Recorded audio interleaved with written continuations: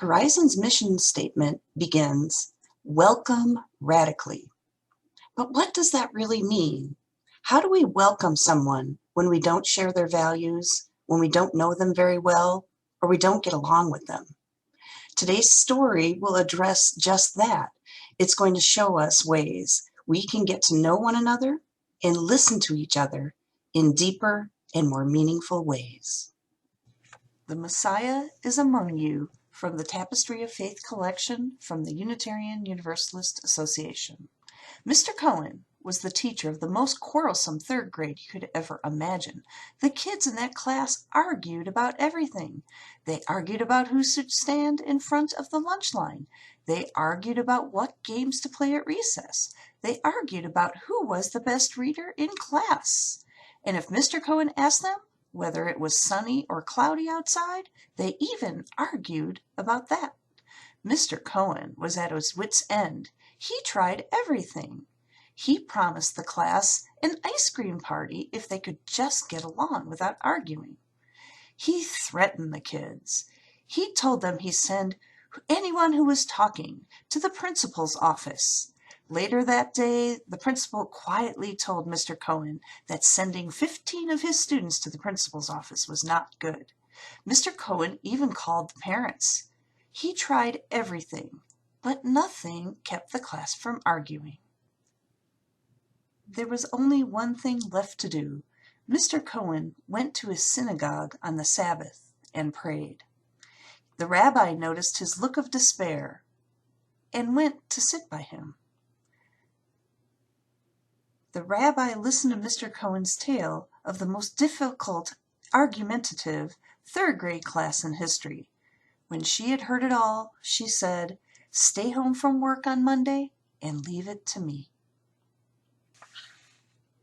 That Monday, as the kids walked into their classroom and found the rabbi sitting at Mr. Cohen's desk, of course they immediately began to argue about whether Mr. Cohen was sick or if he had been promoted.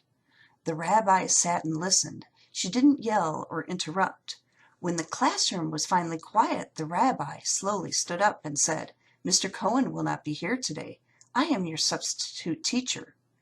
I've only one thing to teach you. Listen carefully. Last night I had a dream from God, and God told me the Messiah is among you." Pandemonium ensued. The students argued about who could possibly be the Messiah. The arguing didn't stop overnight. When Mr. Cohen returned to school on Tuesday morning, the first thing he heard was Stan's angry voice. "I'm telling you, Carmen, Bobby's the Messiah. Just the other day I saw him helping a little first grader who scraped her knee. Isn't it the sort of thing a Messiah would do?" Soon, however, the arguments began to disappear. When Janie began to argue with Charles that she should be the line leader, she suddenly offered to stand behind him in line. After all, Charles might be the Messiah. The kids also began to think about themselves differently. Each child wondered, could I be the Messiah? They wanted to be the best people they could be. Soon they had a reputation for treating each other well. The kids in Mr. Cohen's class graduated that spring having learned a very important lesson that they would never forget. Everyone around you is special, and anyone could be the Messiah. The next fall, Mr. Cohen looked at his brand new class of third graders. Already, John and Anna were arguing about whether alligators were the same as crocodiles. "Good morning, children," he said. "Has anyone here ever heard of a Messiah?"